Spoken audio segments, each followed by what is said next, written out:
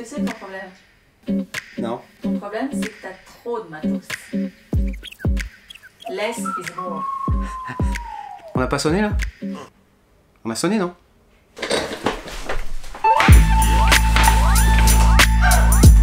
Bah quoi? Tu viens pas m'aider?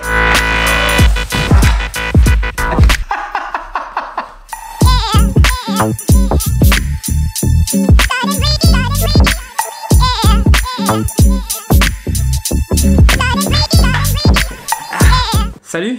Bon, j'ai pris quelques vacances. J'en ai profité pour prendre du poids aussi là. Oh la vache! Des nouvelles du studio. Je vais vous faire un tour. Vous avez peut-être vu sur Instagram, j'ai acheté un Jaspers 4 étages là. Ça prend quand même un peu de place, mais c'est très sympa. Plein de trucs en dessous là. J'ai ce machin à tester là aussi, un Looperboard. Ça a l'air super cool. Donc globalement, si vous vous souvenez bien, j'ai mis mon ancien bureau au milieu ici avec une table de mixage et puis mon vieux Mac, dont je vais pas vraiment me servir en fait parce que ça marche pas très bien, je vous avoue. À la place, ce que je vais faire, c'est que je vais utiliser mon vieux PC qui est là en dessous. Du coup, j'ai acheté des nouveaux composants pour ce vieux PC parce que j'en ai assez de fonctionner avec un ordinateur portable. Je vais en profiter pour faire une vidéo sur quel type de PC il faut prendre pour un home studio. J'ai pas mal réfléchi au sujet et j'ai envie de partager ça avec vous, donc bientôt. J'ai mis cette table ici pour pouvoir faire des reviews. Ah, j'ai le Sculpt que j'ai toujours pas fini. Je viens de recevoir le M32. J'ai la Complete Audio 6. Le Medusa. Le Medusa. Et puis j'ai le Crave. Oh mon dieu, le Crave. Ok, bah ouais, va falloir... Bon, mais en fin de compte, ce qui est important, c'est que ce bureau-là, comme je vous avais dit, c'est pas le bureau définitif. C'est même plutôt encombrant. En fait, si vous regardez, le problème, c'est qu'avant, ici, sur cette partie, il y avait tout un espace table dont je me servais pour faire mes reviews avant. Et en fait, toute cette partie-là, elle me dérange du coup parce qu'elle est complètement dans le passage entre le clavier et la table. Parce que vous voyez, le passage qui est là, il est quand même pas hyper grand, donc c'est un peu embêtant.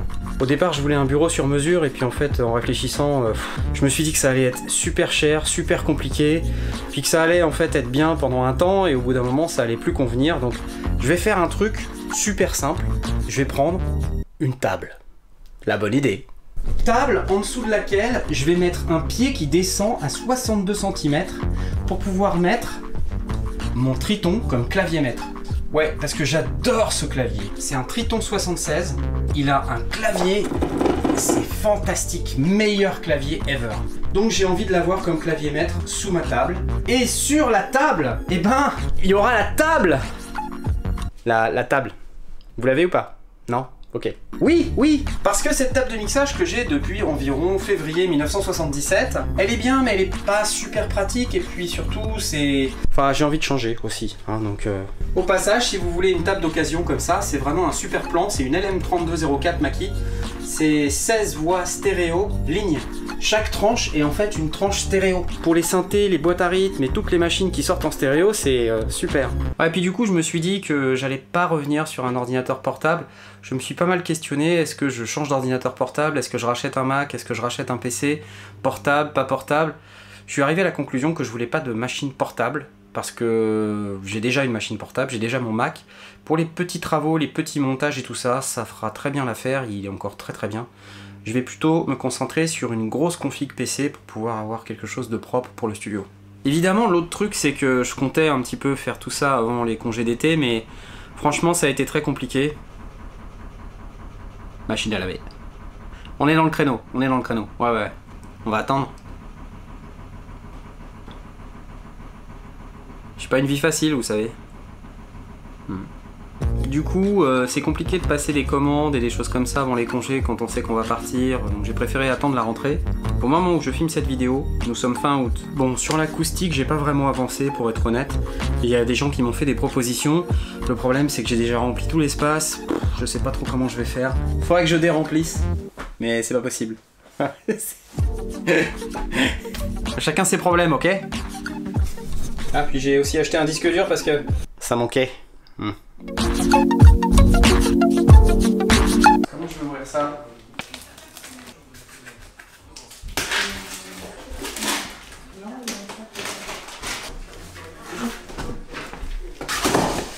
Yes! Wow! Waouh! C'est cool. C'est balèze. Bah, va falloir trouver de la place. Je vais commencer par dégager un peu l'espace. Allez, on va faire ça. Et voilà, c'est pas mal. Un gobelet Synfest, c'est cool. Et voilà, ça a de la gueule. Now we're talking. Non, je vais vous expliquer parce que je vois bien que vous êtes...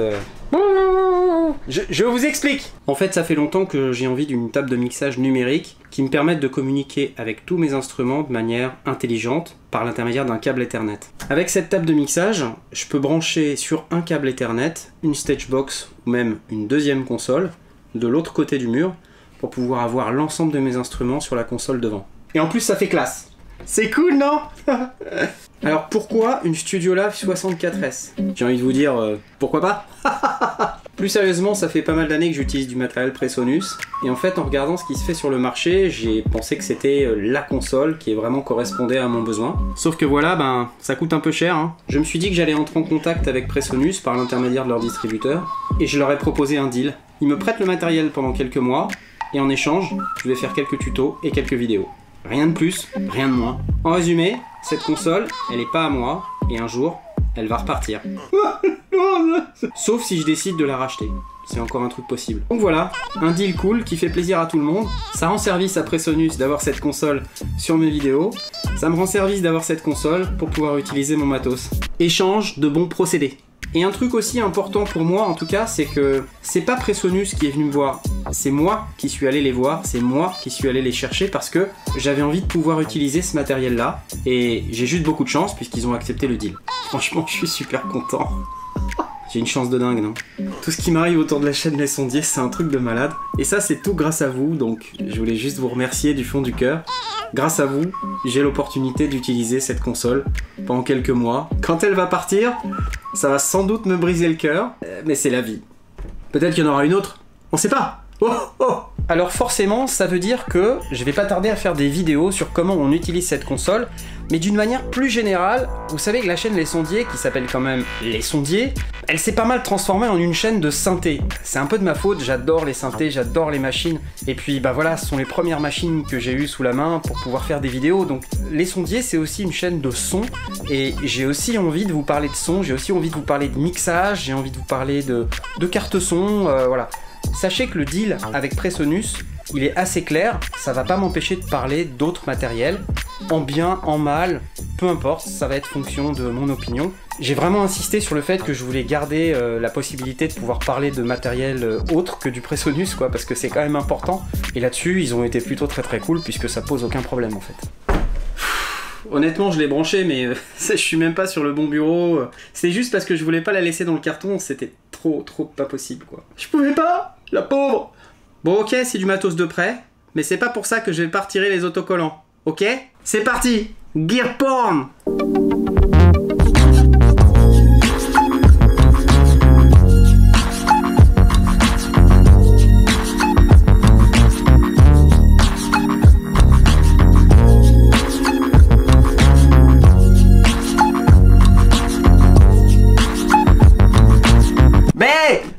Coopère, autocollant, tu es en train de me gâcher toute ma séquence. Ah!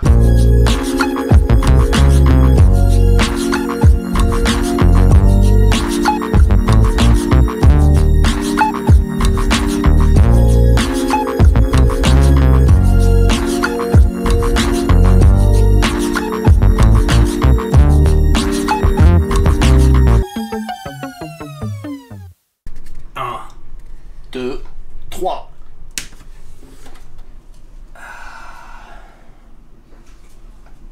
Oh! Oh oui! Wouhou! Yes! Ok. Bon, faut se familiariser un petit peu avec la console, mais il y a un mode super génial dans la console qui est probablement l'un des modes les plus utiles. Croyez-moi sur parole, c'est le mode Mardi Gras.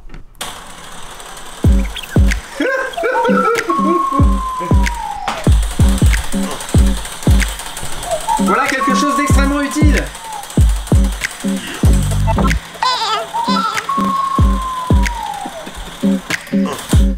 Mardi Gras. Tais-toi, console. Ça suffit maintenant. C'est vrai, quoi. On a du boulot, non? Bon.